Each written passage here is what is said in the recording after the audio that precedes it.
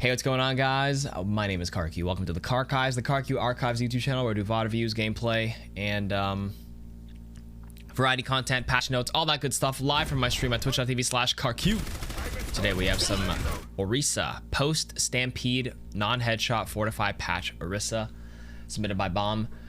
The thing about Orisa, before I even watch this, what I'm going to say right now is everybody overreacted when they first put in the experimental mode where she can't be headshot anymore in Fortify. They thought it was OP and broken. Now that I played against it a few times, I still think Orisa's kind of ass, mostly because her shield got nerfed from what? It used to be 800 or 900. It got nerfed to 600, number one. And number two, the halt nerf was actually very significant. It used to pull people from like so far. It was a crazy like mini graviton surge. The nerf was needed, but it is quite significant. It doesn't feel as effective, but it's okay. I think Orisa is decent if you have the right comp around it. And if I look at this comp off the gate, I'm not a fan of Bap Zen with the Rhine version of this. I'm okay with Bap Zen if you have Sigma, because you have to play it a bit slow on the shields, but Rhine kind of needs to get in. If he can't get in without a Lucio, he's gonna be holding a shield a lot around corners, and if you're gonna do that, I think you're just missing out on it. You can still run this, but this would be super effective with Lucio, because this was actually a comp in the Overwatch League. It was the Bap Lucio Rhine Orisa rush style. You go in, you have the Orisa pull them together and have your Rhine swing into them, but you really need that speed to make this comp effective. The only thing you can't do here is the pull window fire strike. That's also a thing. All right, anyways. Orisa with the buff though. Okay, very aggressive shield, kind of probably a bit too deep. So like a thing about initial shields is you're never really sure where they're gonna stand. That was kind of like a guess. Any like good team might have actually just like counter engaged on this one. I probably would have like, I wouldn't have put it super passive, but I definitely maybe would have done it like a midline. I mean, it's not the worst in the world. It kind of ate some damage for your team, but eh. And also, you think you fortified with your shield up, which is kind of weird. Yeah, you fortified. So the Fortify buff is powerful when you don't have your shield, but you just fortified with your shield, so now you don't have it anymore. Like right here would be a good opportunity. Like once this shield goes down, you would actually not play passive like here. You would press your Fortify and just stampede a little bit, take some space, because you don't take that much damage, and allow you, give your Rhine some room to swing. That's like the only time I would use it. It's actually it's actually such a common mistake for Orisas to panic Fortify when their shield is still up. Like it's seriously the in-between cooldown eater for your shield. Like in between your protective barriers, you have to, for the most part, pop it. There will be times if you need to pop it preemptively to stop CC or anything, but for the most part, if you have cover or shield, you try to hold on to that Fortify until you're ready to make some like big action, not just to mitigate some poke. Especially on offense when the payload already heals you passively 10 HP per second, and you have a Baptiste. Don't know if that was necessary. Both Fortifies. I guess this is good. Good DPSing though. This is... I actually like that around the corner, but all they did is walk past it. So this Fortify was fine. You see how they got, like you saw their Rhine engaged, so you have to fortify a little bit, and then the shield's kind of blocking. See, that shield was okay despite the Rhine pushing up, because it actually cut off their Ana heals. Their Ana couldn't heal their Rhine when that shield was up, so now their Rhine's actually getting pressured. Shield's about to crack. So that was a good shield. Decent Fortify and good pullback to kind of pressure them out. So now this is where you recognize their shield's breaking. They're on the back foot. You got to move forward here. Okay, this is good. But move, walk, go in. Get in there.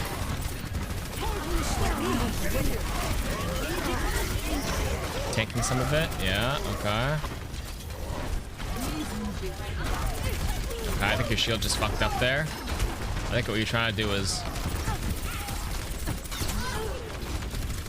Okay, you're kiting a lot now. Move forward. You can bongo right now. Okay, maybe not then. Not gonna lie, knowing how those team fights normally play out, I think you guys managed to pop off without it, but I probably would have instinctively. Easier said than, it's easy to say in hindsight you didn't need it right now, but I probably would have on instinct there.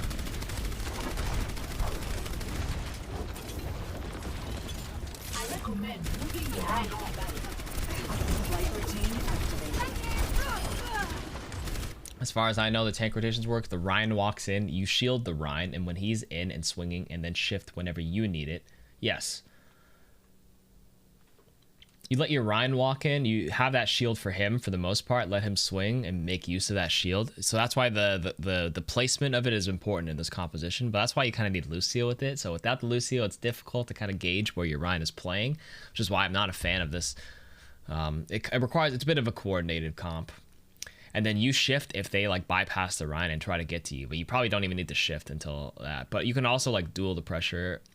If they're kiting, you put the shield up, you can use it as well. You don't have to play behind the Rhine per se. If he's going in, you can actually like stampede in too if you're taking some poke in between.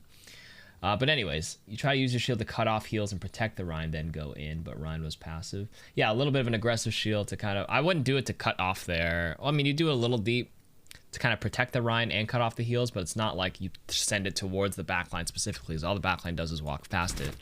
It's kind of like an in-between. The placement is very finicky, like an extra meter or half a meter matters a lot. I like this. I don't know why you're not shooting the res there. What is this?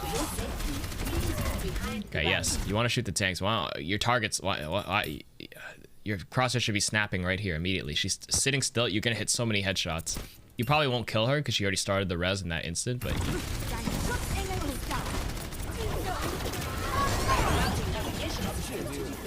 Okay, so you kind of panic fortified. Now you don't lose it. Okay, good bongo shield cancel here.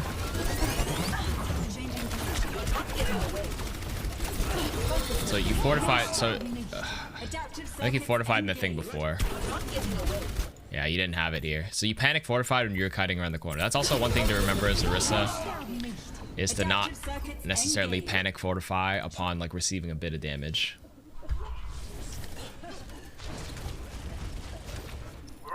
It's such an important cooldown. It's kind of like, treat it like an anti-nade, I guess, in a sense, right? Use it when you think it's gonna get value, but if it's just like a little minuscule bit, like if you see a Rhine at 450 out of 500 HP, 550, do you need to nade him? Maybe not. You literally took like one little tri-beam when you have full armor against the Echo at first, and you like fortified to run away. Yeah, people notes, Dimitri. No one can hide from a lion's sight. It's a very natural tendency. You may not realize it until someone points it out. Like, you actually didn't have to do it there either just yet, until the Hanzo was looking at you. Zarya can't headshot you anyways, and she was turning around. I think stampeding here was fine. You didn't need to press it yet. As soon as this Hanzo staring at you like this, I would have pressed it now and then kept walking forward. Now you're losing the end of the duration here. It's pretty much over. When Zarya wasn't looking, shoot, I would have pulled her back if possible, then stampeded into this Hanzo. Hanzo actually cannot... Remember, me and Flats tested this. Hanzo, with this Fortify open, you win this duel, surprisingly, at full armor. It's ridiculous. Hold on, wait. Did you pull this, Riss? So right here... So I would have pulled her to kept... Because you know she was running with the Discord. I would have pulled her on the ground to make sure she didn't fall right away. That would have been number one. Number two, save the Fortify until this guy looks like he's trying to headshot you, because you don't... But even so, you could have stampeded with him and then fucked him up.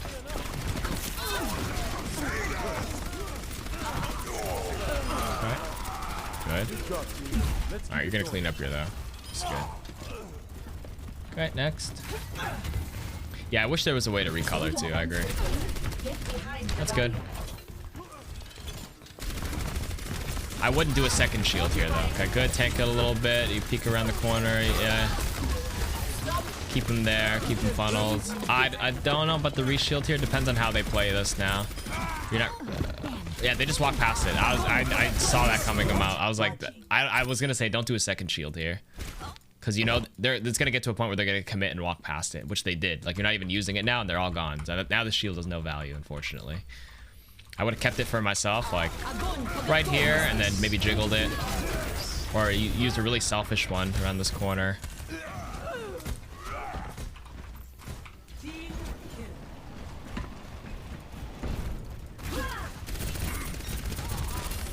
Corner strat. Good tracking though. These tanks are farming you. See, panic fortify right there. A good shield now, but now you don't have it when you're holding this corner. It'd be great to use to get out if needed now. Yeah, your Rhine's a little passive. Nah, you don't have it here. You're gonna die, aren't you? And goodbye. It's tough to push all the way up here on Havana, especially after capping. I probably would have like stopped the push around here in this corner, because they're all gonna respawn and they can funnel onto you, and like, you know, your team, half of them are gonna sit on the cart and they won't be able to follow up or anything. The angle from your teammates from here suck ass if you play right there, if you push too far. And obviously I don't play that much tank, but like from a perspective as an Ana, I would hate it whenever like if it's not a ball, like my random Rhine likes to push after capping this. I love it if they stay right here. I can keep here, or like this bridge I can pocket. The minute they enter this area, you have to always think about, as a tank, the line of sight of your supports. Like Sleepy's gotta fucking do some crazy like fucking healing shots over the wall there. Splash it. Would changing friendly and enemy outlines work? Unfortunately not. I think it's something to do with the colorblind settings, so I've heard. Yeah, okay, so you're doing this to tank. Alright, tanking over.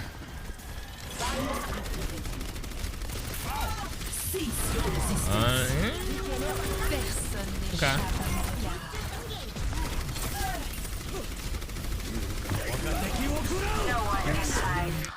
Not a fan of that shield and bongo there, but it is what it is. Alright, the Rhine's using the shield here. Good. No one's really shooting you. I think you guys win this. Alright, another panic Fortify where you literally did not need it at all. I think you're going to win this regardless, but definitely the number one thing so far is that Fortify discipline. Easiest way to, yeah, so if you had it there when there was an actual headshot threat like the McCree, it would have been juicy, but use it in the panic of Winston as an instinct on Winston. Treat it like an anti-nade. That's the easiest way to learn. I mean, that's the way I would look at it because I play Ana. Or think of any other hero that has a pretty decently long cooldown that has high value, like Fortify, anti-nade. Treat it like that. Do you need to use in this instance? Let them up. Yeah, watching it back, the shifts make you cringe a little bit. Ball E, yeah, the ball's shield thing. Exactly. Treat it like charge. Okay, we don't all play like Fonera where we charge on cooldown.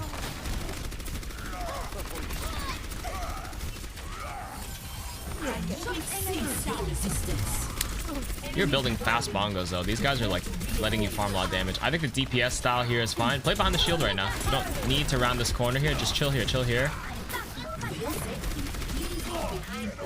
I don't like that shield either, but whatever.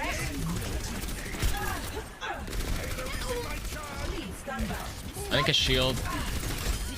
Okay, another panic Fortify, but I think you weren't sure how much HP the McCree had, so you kind of just put the shield up to make sure you died. I think actually a shield here is actually pretty good because you have some your teammates. Obviously they're dead now, but any shield like around main is pretty helpful. If your Rhine is swinging, having a shield here will cut the sight line for enemies that are coming here and like they round this corner and they see you. Like there's a giant Orisa shield, you can't hit the back line. The only way they do it is they have to come all the way here and like get behind them. That's like the only possible way for their Widow to kill. So the placements for these final fights, think about the angles to cut off. At this point, I'm sure you've recognized that you're literally not their focus. Like you've barely, other than getting cleaned up at the end of fights or getting hard punish, in these team fights, you're not really getting shot at all. You're panic fortifying, and then you have to think about the shield placement because they're not focusing you. If you're like a huge target as an Orisa, you got to be a lot more careful. But these, you can be a bit more lenient. Just put a shield to kind of protect your team, and then kind of just go ham and just keep DPSing like you have. I think your idea of like trying to like, track and go DPSing is perfectly fine here. Just again, every game situation is different, and this is one where I'd recognize that and adjust accordingly. Initiating match. Hi KarQ, it's Flat's anniversary. One you mentioned you several times saying how you helped him so much and nobody knew him. Yeah, me and Flats were playing games and playing ranked before anybody, like before when he was still at Boston Uprising. I mean, there's some, I think he uploaded a few, you know, literally in 2018. He used to hang out in the stream a lot, and then after work, I don't know how many followers, maybe he had like 1,000 followers or 800 followers. He'd come by and we'd play some ranked. Now he's all grown up now. Statistically speaking, I usually get most of my He's all grown up now. But who's counting? 5, 4, 3, 2, 1. Attackers incoming. He's got the great personality for it. He's got the most contagious laugh, and he's like and he knows how to be like a good entertainer, and he's a great tank player. He's 100% a much better streamer than I am. I have lots of moments where I just stop talking and I just like zone out. I feel like it's easy to be a good streamer. To be a great streamer though, you have to always be, you know, always keep the ball rolling. Like Emong's great streamer. They have high energy. I mean, there's always gonna be those like those niches where, you know, being having that like chill vibe and personality can do very well too. But I've always been a believer that higher energy, good laugh, knowing how to have a good time is always like a recipe for success, on top of being a good player. Yeah, even if he has a bad taste in boss mode, that's right.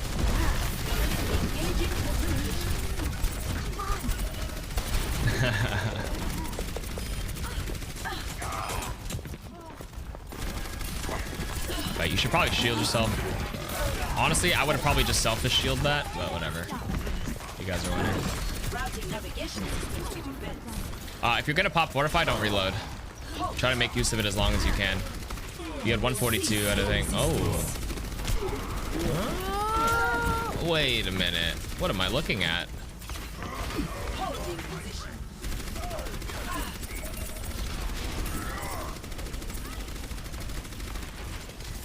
I don't even think I need to explain what you just did there. I think I think rewatching it, you're like, yeah. That's usually how it goes.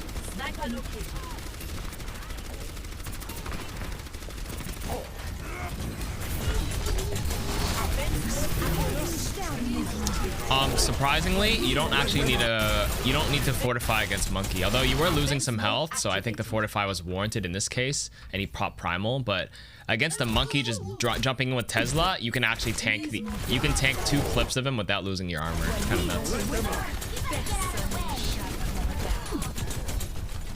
Once you lose your armor though, now you're in trouble. Shield, shield.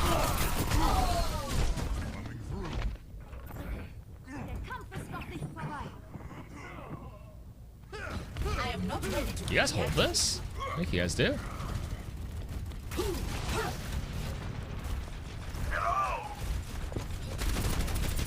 Okay, so another panic fortify.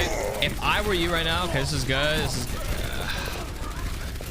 the biggest takeaway is these fortifies. These are, I'm not gonna lie, these are some terrible fortifies.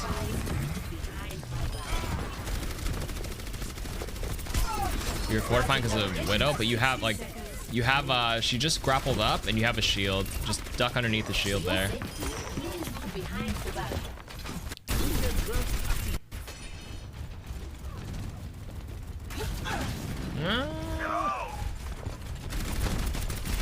Establishing defense point. Yeah, if she lands a full doink, sure, she could do a lot. She fucked up anyways. She only did 20 to you on the body shot. She did 60.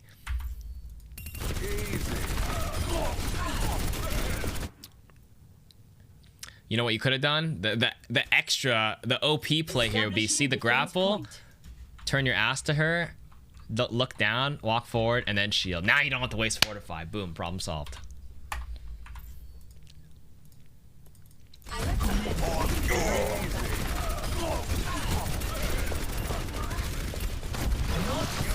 Also, here's some ranked advice for everybody.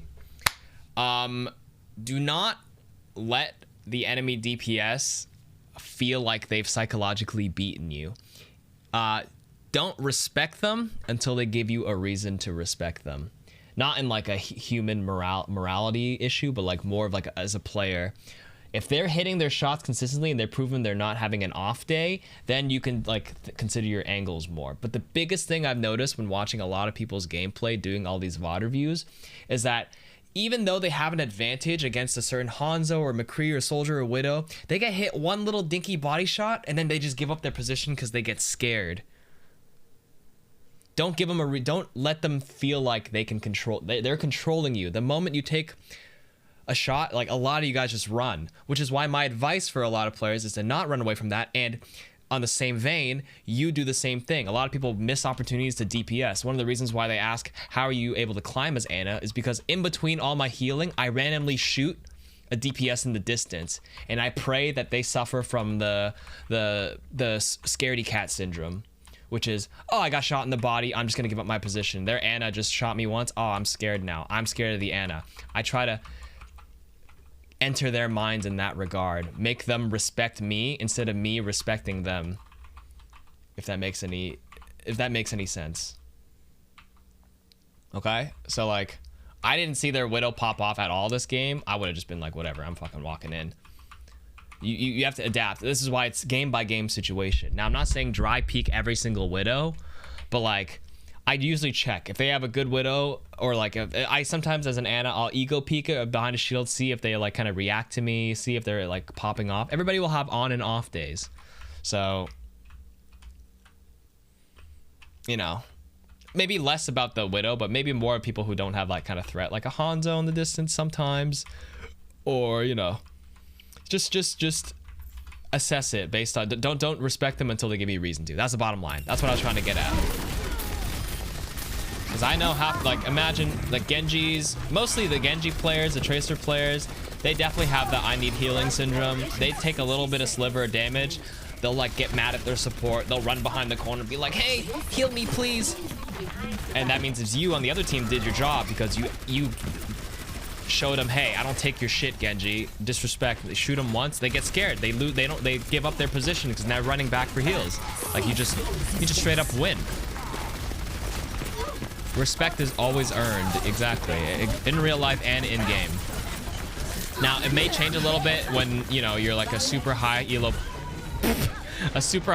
player, and like you see another enemy player on the enemy team who you know over time has proven they're consistent. But for the average Joe, most of the chat is between bronze and diamond or platinum, I would say. Like, you know, you don't run into the same people in ranked over and over again because the pool is a lot wider.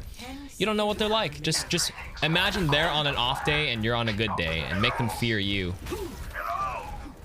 That's also the reason why a lot of top players will always dominate, is because they've already instilled fear. A random Masters player gets looped into a lobby where they're facing against, like, I don't know, Super and like some of their top players. They already lost the psychological warfare. They're gonna play scared. Super lands one fire strike on you as Ryan, they just like, oh fuck, they just start like the Ryan versus like a better Ryan in their head. Like they already lost because they give up there. They're just not aggressive with their shielding. They don't feel confident in what they're doing, and they just let them walk all over you, and you can't allow that to happen. Now that's a very extreme example, but in your games, don't give them a reason to do that. Okay, just wanted to say that. Victory. Just play like an absolute Chad. Yeah, that Ryan that last play was tragic. Anyways, good play. I did hit top 30 this season. Yeah, I hit 30 something early in the season, but I'm literally almost back to Masters now. That's just the way, playing for 2 months, up and down, it happens. Next season, I'll pop off again. Hopefully, one day I'll crack top 10. Regardless, good VOD. Takeaway point again, Bomb, was mostly the Fortify usage. I think your DPSy nature and aggression is fine. Sometimes you backed off when you didn't have to, but mostly just the fortifying discipline. Shielding was okay, and you know, play towards your team. That's the biggest takeaway. I didn't follow the Masters at all this season though. I normally have like a seasonal Masters drop. I saw Fitzy suffered from it earlier, like 2 weeks ago, but he got back GM right near the end, and because we know as players where we are, we're like GM, mid GM, top 500 players, all that good stuff. We know we'll get it back, but everybody will have losing streaks, and also work that into your expectations. Anyways, we can guess what Bomb's Orisa play was. I'm gonna say that was, I mean, I kind of already know your rank, but your Orisa play it had gold tendencies, but you'd pass in diamond if you just adjusted. I'm gonna play Sushi first, and I'm gonna play Apex later.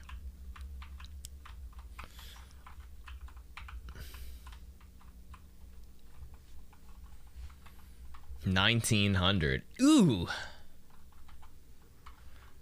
that's a rough one.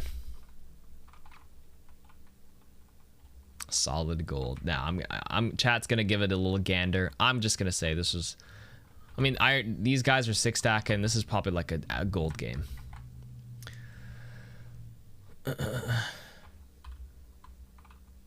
3.7 off tank, new to Orisa. Off tank and main tank can seriously be 2 different ranks. The playstyle is really different sometimes, you know. Stack was 2.5. That's what I thought. All right, very nice, very nice. 3.7 peak. Okay, peak when?